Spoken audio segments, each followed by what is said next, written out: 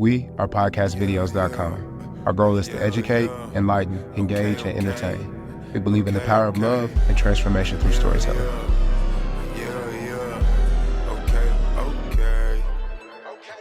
Ladies and gentlemen, boys and girls, welcome back to the Story Scaling Podcast with podcastvideos.com. I am banging to my left. I have Bob Halstead, Parker Dodson, Nathan Selford, and Dan Craig.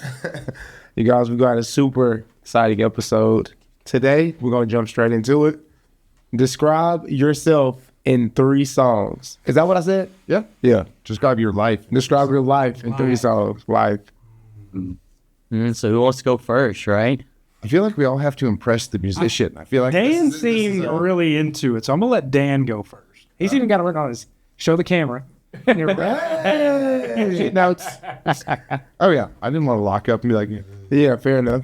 okay, we can edit that part out too. Keep that in. So I'm gonna do. I'm the content guy, right? Most of this is gonna be based on lyrics. Okay, but the honorable mention number 4 has no lyrics whatsoever. Simply the most expressive piece of music I've ever heard. It's Eric Johnson. It's Cliffs of Dover. If you're not familiar with it, just the guy makes Eddie Van Halen look like an amateur. Ooh. Didn't say it a lot. That's a bold statement. What's the name of that song? Cliffs of Dover.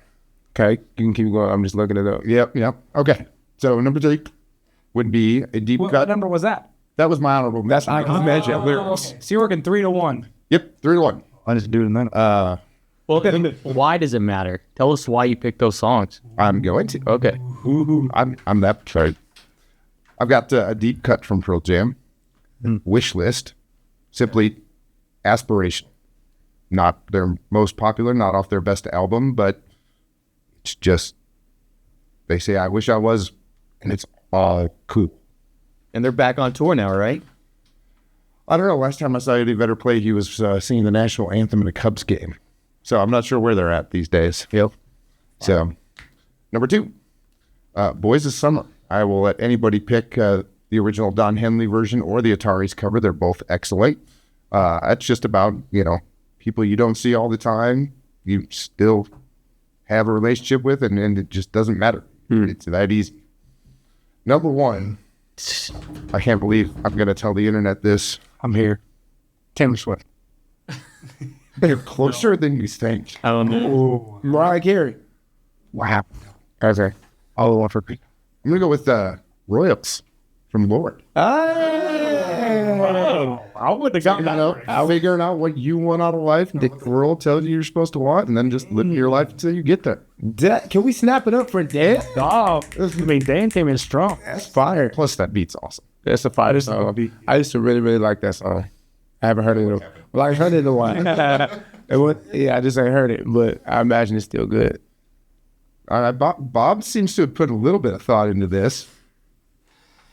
So I had to challenge the system to ask me some questions to help me come up with some stuff. So I went through multiple iterations to come up what I think could be the kicker. You put real research into A this. little bit of research. So I'm a kid of the 90s, right? Mid-late 90s. Okay. Man, alternative music is what I grew up on. So I gotta stick with that for the most part, right? So there's nothing like Nirvana. It smells like Teen Spirit. It's old, it's classic, iconic. I was a bit of a rebel at the time, man. I was a skateboarder. I was hanging out with the wrong crowd, doing the wrong things. And man, that's just spoke to us, right? It was new, it was fresh. People that hadn't heard anything like it. So that's up there on the list. Talks about the time of my life when I was going through a journey of self-discovery. I was old enough to get out of the house, do my own thing. Dang, Bob. I mean, that was it, right? Rock and rolling, man. Learning. Well, actually, that takes me to the next one. So, man, I grew up a little bit. Things happened with Nirvana. But David Grohl came out. Foo Fighters. Not just a drummer anymore. That's right. Learning to fly, man. Really speaks about growing up and finding my own direction. So I went from kind of being the wild child to kind of learning to fly, get out of my own, find the right direction. Then I had all these challenges in life, man, becoming an adult, trying to figure out how to how to be my own person. Staying alive. Chili Peppers, man. There's not Chili Peppers coming to play here. Scar Tissue, man. Yeah, learning how to take those hits, learn from them, and move on. Then I have a bonus track, man, that I couldn't get rid of. All right, and I kept coming back to this. These are the guys that started the alternative music. Every alternative band will credit these guys, and nobody knows who they are. But they're playing tonight at the end. Are you going? I'm going. Yeah. I have waited for over 30 years to see these guys. No way. That's right. And my cousin's up in Chicago, and he gets to see them every few years, and I've never made it up there. But it's the Pixies. Oh, Where is my mind? I gotta check them out. choice. Yep, they are playing tonight with Modest Mouse, and there's gonna be a bunch of old guys like me rocking out, and that was the true beginning of alternative music. I saw them at the Amp a couple of years ago with Weezer. It was a serious flashback to our childhoods. Stop. It's the next line of the lyric. Hello? I won't go play it. I'm just adding it to the live. Oh, it is the next line. That's really how the song starts. Hey, you get bonus points, Bob. You actually going to see somebody that you named tonight. Yeah, great timing for the question, for the subject. The spot. And it all fit together, man. Alternative was rocking in the 90s, and man, to have these guys. Do you still have your flannels? I don't. Although I'm quite a bit bigger than I was when I was a teenager, but they would probably still fit because of how baggy we were. That's true. So yeah, that's me in music, man. Like that. Fire. I can go. Mine's not as deep. I mean, I just went to 3 songs that they're all fairly new, actually. I wouldn't say that the names themselves, like the lyrics within the song, outside of one of them, aren't real deep in meaning. It's just kind of, I would say the song/artist was important at certain times, I would say, in my life. That's kind of the direction I went with it. So first one is Down in the Valley by the Head and the Heart. So the Head and the Heart is a kind of a folk rock sort of band, and they were kind of at a time when I first got into photography and really enjoyed doing it. And so with them, I would just, back in those days when it was just like me with a camera rolling around, I'd go out to the Buffalo, put the Head and the Heart on, and that was just my vibe. Folk rock, a camera in the Buffalo. So you were a full-on hippie. Oh, 100%. Not completely hippie, but it was, I would dirtbag it quite a bit back then, man. It was a good time. Sleep in the back of my Jeep, like all that fun stuff. Man, I love it. My next one, I actually played this the other day for Jeremiah. It's called 90s Kid by Kid Quill. He's kind of a smaller artist, but that's kind of a lyric in the song where he just kind of talks through kind of like what it was like growing up, like school's out, it's summertime, you have no plans. And then it like progresses through the seasons of life to like, now I'm at a coffee shop, like I already know what I want. See a friend of mine, like talking with him, he's with his family, and like, kind of what it was like to be kids back in the day type thing was pretty cool. And then the last one is Wandering Child by Wild Rivers, kind of another smaller folk group. And really the main thing with them, it's kind of the music that my now wife and I first started listening to when we started dating. Isn't that sweet? Right? The Scott beating to her, Shout out to my wife. And so, the Wild Rivers, mainly that song in particular, just because it's a duo, it's a man and a woman. But I always sing the girl parts, which drives her nuts. So she wants to say it. And so she just kind of laughs and watches me sing them now. But the Wild Rivers, in and of a whole, was just a group that we would always listen to just as we were dating. It was just a fun kind of time to be alive. Not that it's not now, but, I've got glasses today. I just got over double pink eye because I have a little petri dish of a child at home. So, yay. Things we are putting out on. The safe space. You want to do it, Nate? Roll up in here. All right. Get in here tight. All right. Anyway. Okay. So, this is putting songs to describe your life is tougher than it sounds. I was like, 3 songs. When we brought up the question, but just to put out a list. Take It Easy by the Eagles. Oh.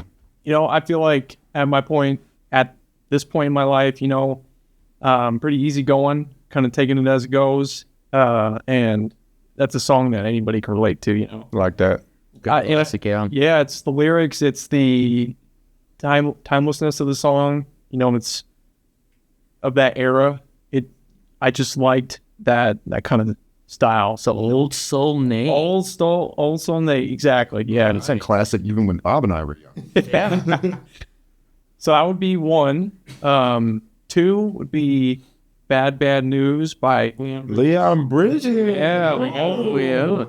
And this one is also about the lyrics too. Don't have a fancy name, don't have a fancy education, but I can make a good thing about bad news. Have you seen him in concert? Okay, cool. Yeah, he was just at the Amp. Not this year, but I saw him a couple years back. Yeah. Puts on a good show. Good performer, yeah. And I like the way that song sounds too. If you listen to it, you just gotta get lost in that music. And then that leads me to my last one, which goes back to the disco era. I Will Survive. And that one's all about the lyrics, because I've got all my life to live, got all my love to give, and I will survive, Dang, they came ready. I feel like I just met Nate for the first two. Y'all share an office. That's what we mean.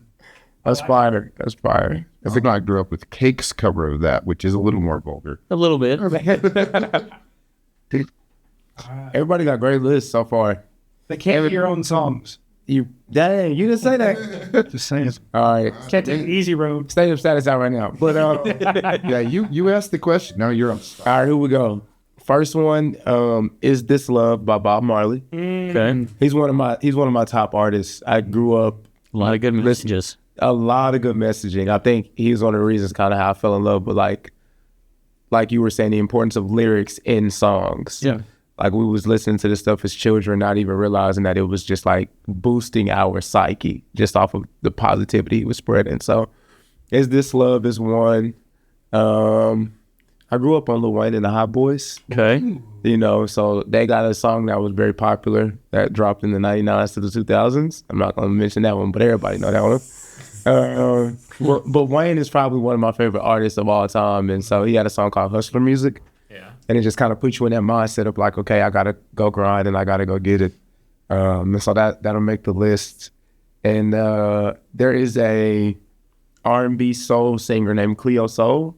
And she has a song called Know That You Are Loved. And that's all she says for like 3 minutes. It's just in a repeat. And I'm like, this is a good reminder. Sometimes you be going through stuff, you don't be feeling like, It's going to take you a minute to hear it, man. Totally. So that's my 3. So I gotta jump back in here because the discussion has brought a few more things to light. Okay. So we can't forget the Beastie Boys. Okay. All right, nobody brought them up, but they were Check Your Head. It was one of my first albums. Or License Still, all those things. So I mean, these guys were top of my list. Embarrassingly enough, one of my first albums just played at the Amp the other night. Go ahead, spit it out. What was it? Because it was New Kids on the Block. Yeah. It was very hairy. My wife, when I refused, but I couldn't do it. I didn't listen to them back then. I'm not gonna listen to it now. Shout out to New Kids on the Block and the Beastie Boys. There's a lot. That's kind of just goes to show you how much music is out there, man. Like, it's crazy. Yeah.